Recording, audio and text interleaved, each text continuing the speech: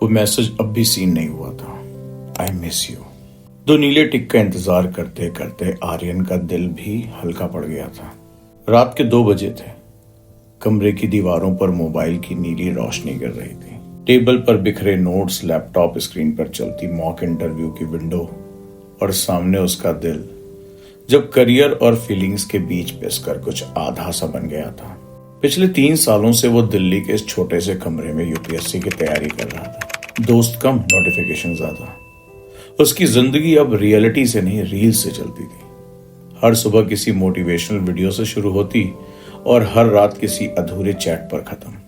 उसकी जिंदगी में 2 चीजें थी, एक सपना और एक इंसान, आयरा। वो लड़की जो पहले उसकी दोस्त बनी, फिर उसकी प्रेरणा और फिर वो जगह जिससे उसे हर चीज में जीतने की चाह हुई। पर एक दिन सब बदल गया। वो उसका बर्थडे था। आयरा ने कहा था, आज मैं तुम्हें सरप्राइज दूंगी। वो एक्साइटेड था, पर जब उसने इंस्टाग्राम खोला तो वहां एक पोस्ट थी जिसमें वो किसी और के साथ थी।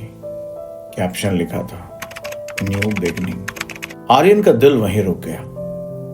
वो हजारों फॉलोअर्स के बीच बस एक अनरीड मैसेज बन के रह गया। उसकी आंखों में गुस्सा नहीं था, बस वो सवाल था, क्या इतना आसान होता है किसी को बदल देना? वो अगले दिन क्लास गया, लेकिन वहां भी मन नहीं लगा। हर चेहरे में उसे दिखावे की एक परत दिखती। कोई अपनी रैंक का झूठा पोस्ट डालता, कोई अपने ब्रेकअप का सेल्फ लव स्टेटस। हर कोई फाइन दिखता और हर कोई भीतर से टूटा हुआ। एक दिन उसकी मुलाकात कबीर से हुई। वो उसका सबसे अच्छा दोस्त था और अब उसी के यूट्यूब चैनल का स्टार। कबीर हंसते हुए बोला, भाई ये प्यार व्यार छोड़, ब्रांड बना खुद को। लोग फीलिंग्स नहीं, फॉलोवर देखते हैं। आर्यन ने मुस्कुरा कर कहा, और जो लोग असली होते हैं वो कहाँ जाते हैं?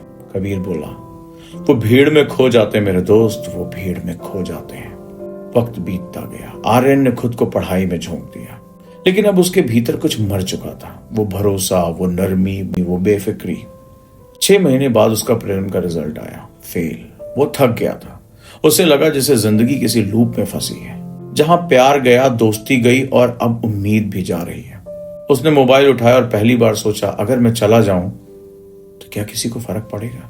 स्क्रीन पर वही पुराना चैट खुला, Arya, last seen 2 months ago। उसने टाइपिंग बॉक्स में लिखा, क्या तुम कभी मुझसे सच्चा प्यार करती थी? फिर डिलीट कर दिया और फोन साइड में रख दिया।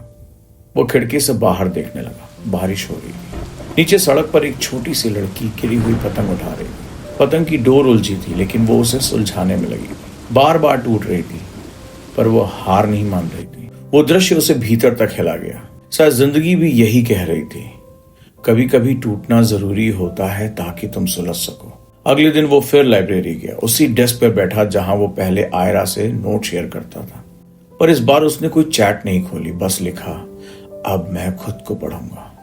वो दिन, वो महीना और वो साल, धीरे धीरे उसने खुद को फिर से बनाना शुरू किया। कबीर के चैनल ने करोड़ों व्यू लिए, आयरा की पोस्ट पर लाखों हार्ट्स आए, पर आर्यन ने एक दिल को ठीक किया, अपना।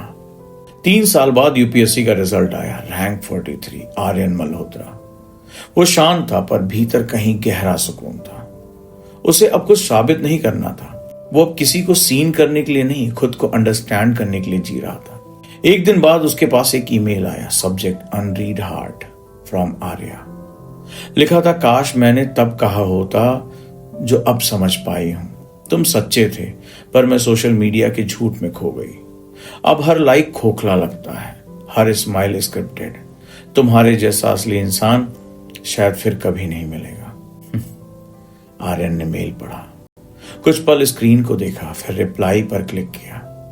जिंदगी भी वैसी होती है आर्या, तुम्हें पहले अनरीड छोड़ देती है, फिर एक दिन पढ़ लेती है जब तुम तैयार होते हो। उसने भेजा नहीं है मैसेज, बस मुस्कुराया और डिलीट कर दिया, क्योंकि अब उसे क्लोजर किसी इंसान से नहीं, खुद से मिल चुका था।